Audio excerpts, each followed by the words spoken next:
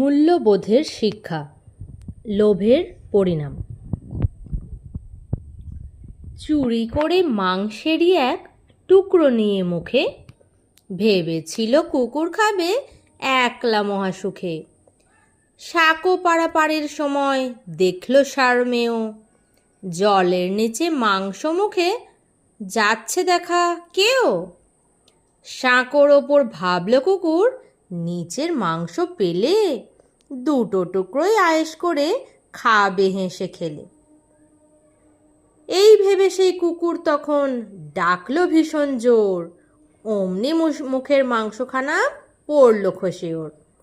বোকা লোভী কুকুর তখন দেখলো করুণ চোখে, লোভের পরিণামটা যেন বুঝতে শেখে লোকে। নীতি কথা হচ্ছে, বেশি লোভ করলে নিজেরই ক্ষতি হয়।